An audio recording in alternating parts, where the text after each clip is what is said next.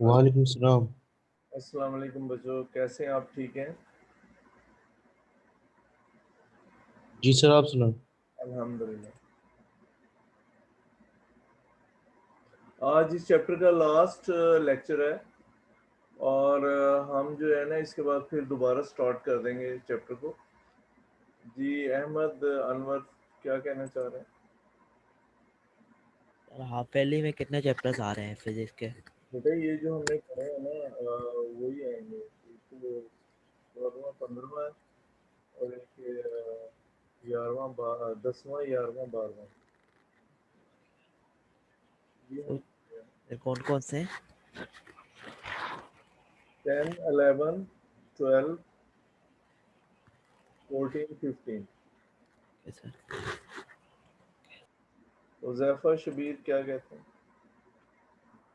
ये अभी कौन सा चैप्टर पढ़ रहे हैं? अभी ये तो 15 चैप्टर है। इसी को दोबारा स्टार्ट करेंगे? हाँ, इसके बाद दोबारा स्टार्ट कर देंगे। एक्सरसाइज है वो कल या परसों कर लेंगे। ठीक है। चलिए हम स्टार्ट करते हैं। बिस्मिल्लाहिर्रहमानिर्रहीम। और हमारे पास जो आखिरी लास्ट टॉपिक है, बाकी टॉपिक हमने जो स्कीम में अभी उन्होंने निकाल दिए हैं फिलहाल, तो वो नहीं कर रहे हैं ना, इसलिए कम हो गए टॉपिक, नहीं तो अभी आधा चैप्टर ही होता है। अच्छा, describe the construction and working of transformer. अच्छा, ट्रांसफार्मर क्या है?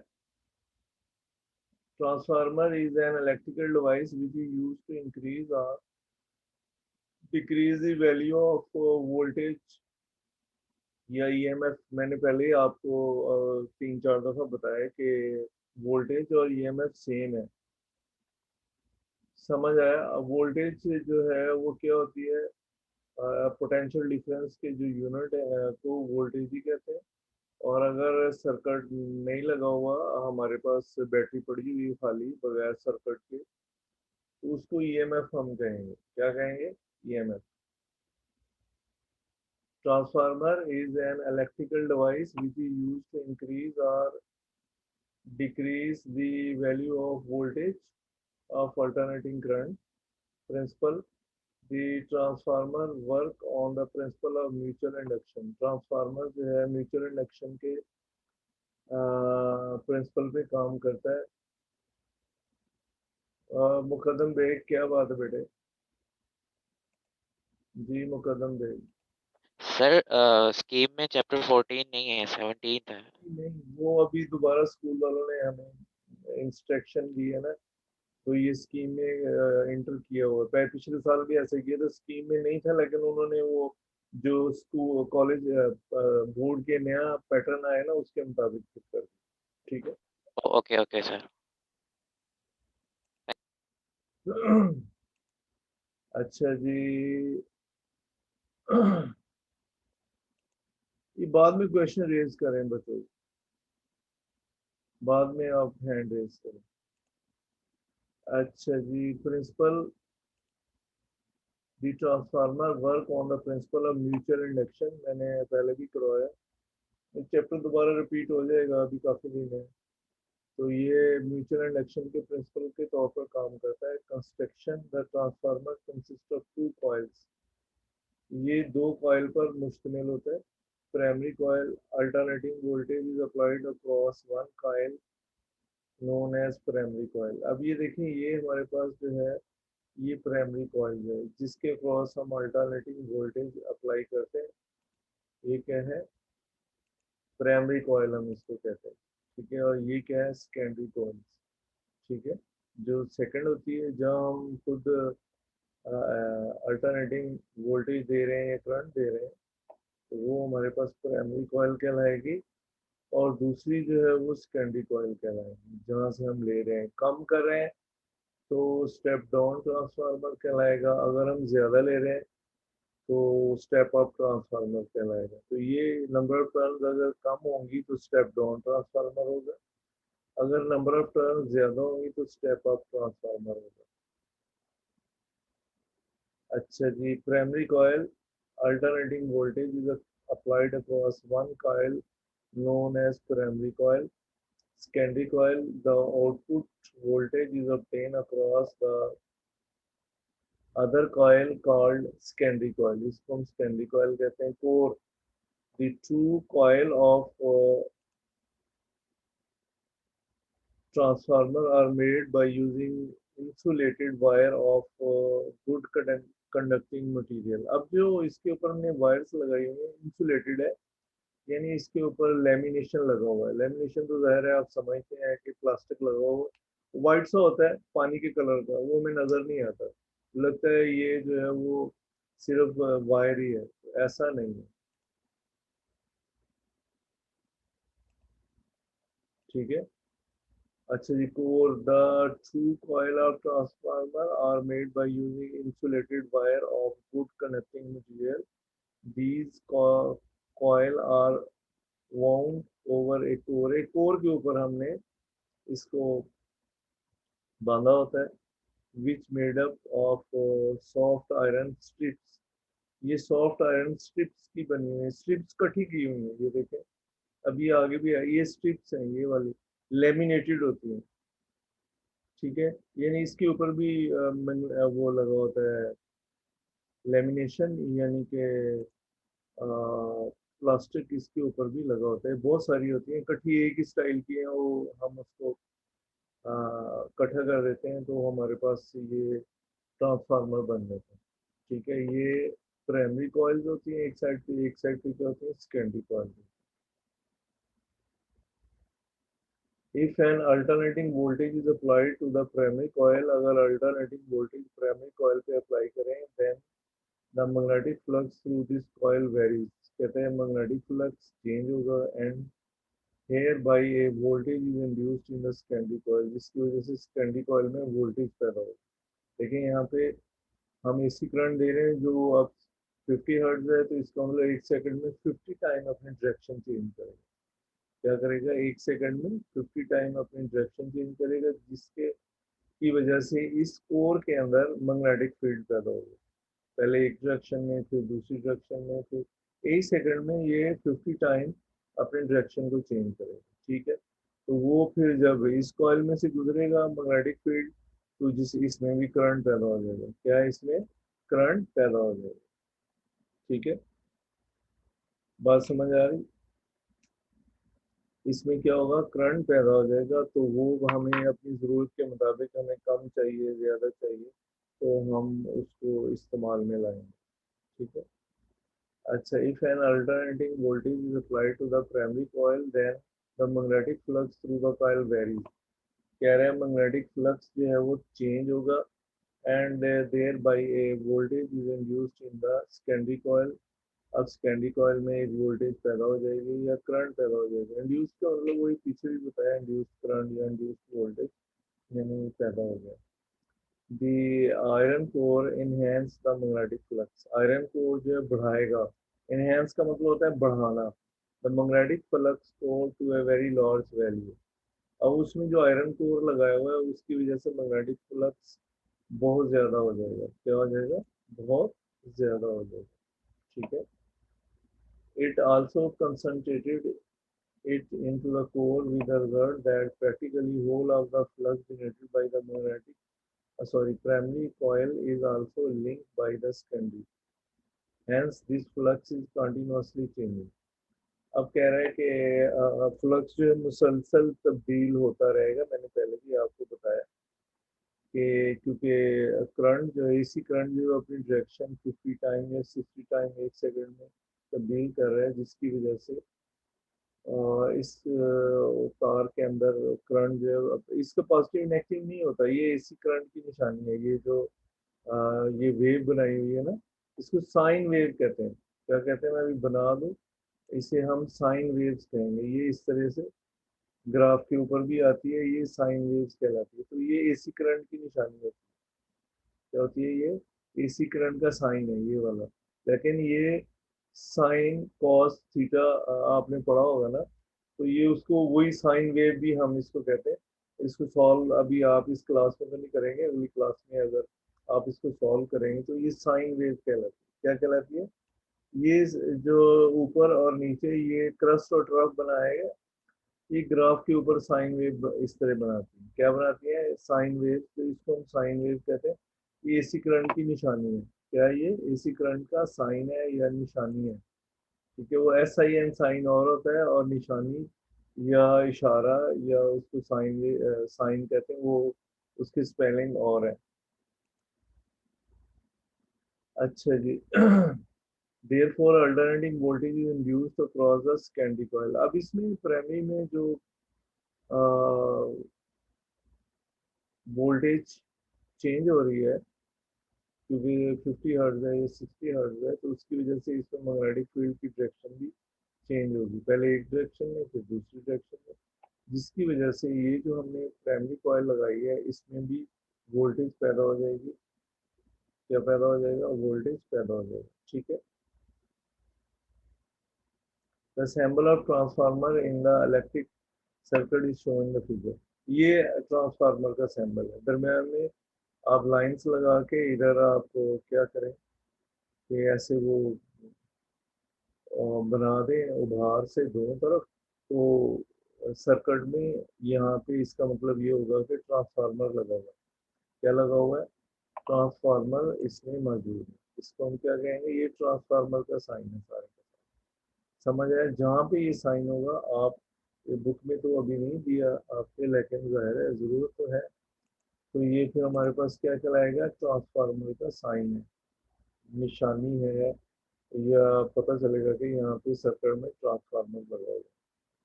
अच्छा जी, ये देखें, ये ट्रांसफार्मर है, आपने देखा होगा। तो ये प्राइमरी इधर से आ रही है, सेकेंडरी बाहर जा रही है। तो ये एक से ज़्यादा है। इसकी वजह क्या है कि फर्ज करें ये इन दोनों के दरमियान जो है पोटेंशियल डिफरेंस ये 10 वोल्ट है। ठीक है, कितना है? हमें 10 वोल्ट चाहिए, तो ये दो लगाए फर्ज करें। तो अगर फर्ज करें हमें 20 चाहिए हमारी डिवाइस के लिए, तो हम यहाँ पे लगा देंगे। ठीक है, क्या लगा देंगे? इधर लगा देंगे, तो वो हमारे पास क्या होगा? 20 वोल्ट हमारे पास इधर बन जाएगा। ठीक है, क्लियर?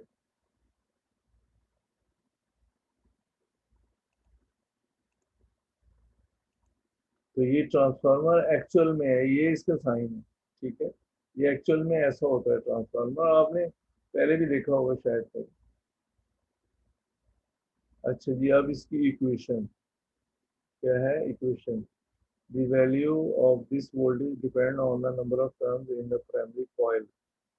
ठीक है, ये कहता है कि ये इस वैल्यू का अनुसार किस पे है? प्राइमरी कॉइल पे है। क्या किस पे है? प्राइमरी एंड सेकेंडरी कॉइल के नंबर ऑफ टर्न्स पे है। ठीक है, यानी प्राइमरी और सेकेंडरी कॉइल में नंबर ऑफ टर्न्स कितने हैं? क्लियर? तो NP जो है number of turns in the primary coil फर्ज करें, and NS number of turns in the secondary coil. तो VP voltage across the primary coil, primary coil में जो वोल्टेज हम दे रहे हैं VP है। ठीक है, which is to be altered, जिसको तब्दील होना है, वो तब्दील होगी डायरेक्शन, तो फिर जाहिर है आगे करंट पैदा होगा सेकेंडरी में voltage. VS the required voltage generated across the secondary coil. Secondary coil में वोल्टेज जैसे जनरेट होती है या पैदा होती है। ठीक है, अच्छा जी, the secondary voltage also depend on the ratio of number of turns on the secondary coil. Secondary voltage का इन्हिसार number of turns on the secondary coil है to the number of turns on the primary coil. ये देखिए voltage VS secondary coil के across voltage, और VP secondary primary voltage है। अब दोनों की रेशियो ले लिए। ठीक है, secondary voltage depend on the ratio of number of turns on the secondary coil. अब ये देखें यहाँ पे लगा दिया आपने, सॉरी, ये हमारे पास जो है ये सेकेंडरी वोल्टेज है, इसका इन्हिसार वो कह रहा है number of turns on the secondary coil पे।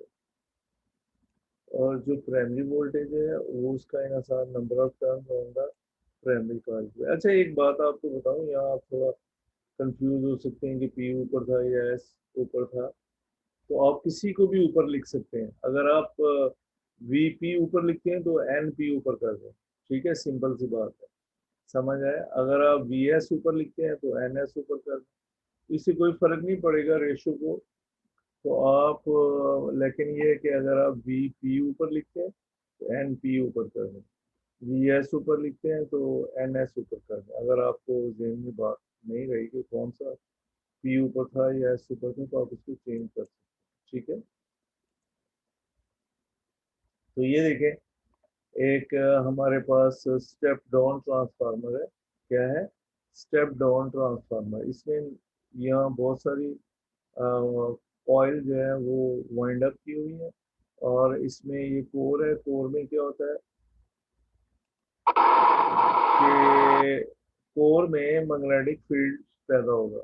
अब इसमें इसने एक ही डायरेक्शन शो की हुई है, हालांकि वो बड़ी स्पीड से होता है, इसलिए दूसरी डायरेक्शन हम शो नहीं कर सकते इतनी स्पीड से जितनी स्पीड से वो वोल्टेज जो है इधर चेंज हो रही होती प्राइमरी में, ठीक है। उसको हम जो है वो रिप्रेजेंट नहीं कर सकते। अब ये देखें, कोर है, लेमिनेटेड कोर है, ठीक है। तो यानी इसके ऊपर लेमिनेशन लगा होता है, तो ये इकट्ठा करके हम, तो ये अलग अलग ऐसे इसलिए करते हैं कि एनर्जी लॉस होती है, हीट अप ना हो जाए, तो इसलिए हमने क्या किया है कि कोर के ये स्टेप इसके साथ लगा दिए इकट्ठे, ठीक है। तो ये वजह है कि हमने इसको स्ट्रिप्स लगा दिए, सॉरी। तो ये हमारे पास इसमें से मैग्नेटिक फील्ड पैदा होगा, प्राइमरी में आएगा तो इसमें करंट पैदा हो जाएगा। इसको आई एस यानी सेकेंडरी करंट कहते हैं, और इधर सेकेंडरी वोल्टेज इसमें पैदा होगा, ठीक है। क्या पैदा होगा? Secondary voltage. ये प्राइमरी वोल्टेज है। ये एसी का साइन मैंने पहले भी बताया, जहाँ पे आपको ऐसा नजर आए ना आप समझे एसी करंट है। तो ये इसमें से मैग्नेटिक फील्ड जा रहा है, और मैग्नेटिक फील्ड की वजह से क्या होगा कि इसमें जो कॉइल में करंट जो है वो पैदा हो जाएगा। क्या हो जाएगा? सेकेंडरी कॉइल में due to the change in the field current will produce. अच्छा ये इक्वेशन है, ये देखें, ये फाई, इसको फाई कहते हैं। ये होता है तब्दीली। डेल्टा किसे कहते हैं? तब्दीली। आपकी इक्वेशन नहीं है लेकिन मैं वैसे आपको बता रहा हूँ। तो ये जो वोल्टेज प्राइमरी में असल इक्वेशन ये है, rate of change of flux, यानी इसमें जो तब्दीली आ रही है मैग्नेटिक फील्ड में, ठीक है। इस तरह सेकेंडरी में दोनों को मिला देंगे तो हमारे पास क्या होगा, दोनों को अगर हम मिला देते हैं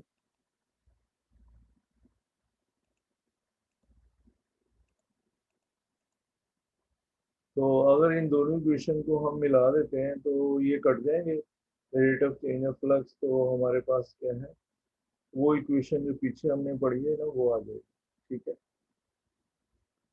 डेल्टा पी, ये दोनों कट जाएंगे तो एक तो प्राइमरी वोल्टेज, ये देखें, VP over V S is equal to N P over N S. वही मैंने बताया, यहाँ देखें पी ऊपर लगा दिया और जो हमारी बुक में इक्वेशन है वो एस ऊपर लगा दिया, वी एस। तो इससे कोई फर्क नहीं पड़ता, वो डायरेक्ट इक्वेशन लिख दी वहाँ पे। यहाँ पे इसने सॉल्व किया है लेकिन आपको सॉल्व की जरूरत नहीं, आप डायरेक्ट इक्वेशन ही लिखेंगे, ठीक है। ये फिर इसके बाद है current voltage relation in transformer. क्या है? Current voltage power input is equal to power output, ठीक है। पावर इनपुट वो क्या है, ये P is equal to I V. तो ये हमारे पास क्या होगा, I P V P is equal to I S V S, ठीक है। तो अब हमारे पास इक्वेशन जो है वो आ जाएगी यहाँ से, I P over I S, ये नीचे ले जाए आप, V S over V P, ठीक है। इस तरह इसके पैरेलल में क्या था, पीछे आपने पढ़ा था N S over N P, ठीक है। तो ये हमारे पास एक नई इक्वेशन जो है वो आ गई, ठीक है। तो अगर हम स्टेप अप ट्रांसफार्मर लेते हैं, यानी हम इधर जो है हमने क्या किया है कि नंबर ऑफ टर्न्स कम है प्राइमरी में और सेकेंडरी में नंबर ऑफ टर्न्स ज़्यादा है, तो हम इधर 10 वोल्ट देंगे और यहाँ पे हम कैलकुलेट करेंगे कितनी नंबर ऑफ टर्न लगाते हैं, हम खुद भी बना सकते हैं। तो ये हमारे पास 220 वोल्ट आए, कितना है 220 वोल्ट आए। तो इधर हम क्या करेंगे कि नंबर ऑफ टर्न्स हमारे पास 10 वोल्ट है, कितनी है सॉरी, हमारे पास यहाँ पे हम जो प्राइमरी वोल्टेज है वो 10 वोल्ट है, पोटेंशियल डिफरेंस कितना है 10 वोल्ट है, तो हम इसको देंगे। हमने नंबर ऑफ टर्न्स इतनी रखी होंगी, हम इसी पिछले फार्मूले से कैलकुलेट कर सकते हैं कि हमारे पास वी एस कितना है 220 वोल्ट या 110 वोल्ट आना चाहिए। तो वो फिर हम जो है ऐसा ट्रांसफार्मर तैयार कर लेंगे, इसको स्टेप अप ट्रांसफार्मर कहते हैं। क्या कहते हैं? स्टेप अप ट्रांसफार्मर कहते हैं। अब देखें, वोल्टेज ज़्यादा, एनर्जी ज़्यादा आ रही है, तो वो हम जो है क्या करेंगे कि पहले law of conservation of energy पूरा वो देखेंगे क्या क्या है। तो ये आपके लिए बनाना आसान है, कोई मुश्किल नहीं है, ठीक है। तो इसको स्टेप अप ट्रांसफार्मर कहेंगे। जहाँ स्कैंडी का नंबर ऑफ टर्न ज़्यादा हो उसे क्या कहते हैं? स्टेप अप ट्रांसफार्मर कहते हैं। तो वी एस जो है स्कैंडी वोल्टेज भी ज़्यादा आता है, तो ये हमारे पास कम होता है, और दूसरा जो है वो क्या है, ज़्यादा होता है। क्लियर? यानी primary Scandi number of turn ज़्यादा होते हैं, प्राइमरी नंबर ऑफ टर्न क्या होते हैं, कम होते हैं। क्या होते हैं? कम होते हैं। तो जिसकी वजह से हम इसको स्टेप अप ट्रांसफार्मर कहते हैं। क्या कहते हैं? स्टेप अप ट्रांसफार्मर,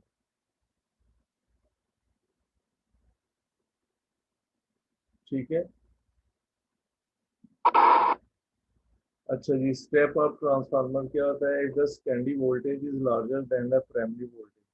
अगर सेकेंडरी वोल्टेज जो है प्राइमरी वोल्टेज से ज्यादा है, the transformer is called step up transformer. इसको हम क्या कहते हैं? Step up. अभी आपको दिखाया भी है मैंने सर्किट में, वो जो पीछे वीडियो थी उसमें।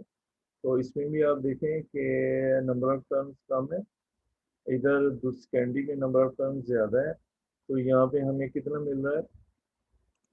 यहाँ पे हमें 100 वोल्ट हम दे रहे हैं और 10 एम्पेयर करंट दे रहे हैं, तो हमें जो है 400 वोल्ट मिल रहा है। कितना मिल रहा है? 400 वोल्ट और 2.5 एम्पेयर करंट मिल रहा है। लेकिन दोनों तरफ जो वाट है वो बराबर है, 1000 वाट, इधर भी 1000 वाट एनर्जी हमें मिल रही है, ठीक है। और इधर नंबर ऑफ टर्न देखें, उस वैसे सपोज किया हुआ 5 है, इधर क्या है 20 है। कितनी है? 20 है। तो ये कोर पीछे लगाया हुआ है, तो हम इसको ज्यादा वोल्टेज ले रहे हैं। क्या कर रहे हैं? ज्यादा वोल्टेज हासिल कर रहे हैं। If the secondary voltage is larger than the primary voltage, अगर सेकेंडरी वोल्टेज प्राइमरी वोल्टेज से ज्यादा है, the transformer is called step up transformer. इसको हम स्टेप अप ट्रांसफार्मर कहते हैं। Step down transformer, if the secondary voltage is smaller, secondary voltage कम हो, ठीक है। ये देखिए सेकेंडरी वोल्टेज क्या है, कम है, और then the primary voltage, primary voltage ये देखिए यहाँ पे क्या है, प्राइमरी वोल्टेज कितनी है हमारे पास? 1000 है। सेकेंडरी वोल्टेज कितनी है? 200 है। तो then it is called step down transformer. इसको हम क्या कहेंगे? स्टेप डाउन ट्रांसफार्मर कहते हैं। क्या कहते हैं? स्टेप डाउन ट्रांसफार्मर कहते हैं। लेकिन जो वाट है वो हमारे बराबर है दोनों तरफ, ठीक है। अच्छा जी, पावर क्या होती है? अब इसकी पावर हम देखते हैं।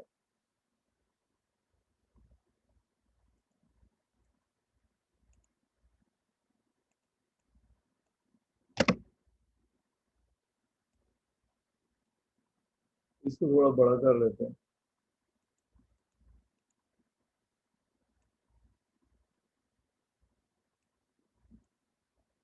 अच्छा जी, in an ideal transformer, the electrical power delivered to the secondary circuit is equal to the power supplied to the primary circuit. Secondary circuit में जो पावर आ रही है वो बराबर होती है power in the primary circuit में जो पावर है, चाहे स्टेप अप ट्रांसफार्मर है चाहे क्या स्टेप डाउन ट्रांसफार्मर है, कोई फर्क नहीं पड़ता पावर में। Law of conservation of energy पूरा उतरता है। And ideal transformer dissipate no power. Dissipate का मतलब अपनी पावर ज़ाया नहीं करता आइडियल में, लेकिन यहाँ ज़ाया थोड़ी बहुत पावर जो है वो ज़ाया होती है हीट की शक्ल में। जैसे हमारी डिवाइसेस क्या होती हैं, बाज़ दफ़ा हीट अप हो गए, बंद कर दो जल्दी जल्दी, आग ना लग जाए। तो वो इस तरह ये भी बाज़ दफ़ा हीट अप अपनी एनर्जी को ज़ाया करता है, हीट अप होके, ठीक है। तो in ideal transformer dissipate no power itself and for such transformer we write PS, ठीक है, is equal to PP। P जो है वो क्या होता है, IV के बराबर रहता है, या VI है, या ऐसे लगा दें, इज इक्वल टू VPIP, ठीक है। तो ये इसकी इक्वेशन हमारे पास आ जाएगी, जो पीछे हमने B ड्राइव की थी। तो ये इक्वेशन जो है हमारे पास आ जाएगी। तो ये ऐसे भी आएगी, IS is equal to IP, हमने उसको डिवाइड कर दिया है, is equal to VP over VS, ठीक है। तो ये हमारे पास इक्वेशन जो है वो है। क्लियर?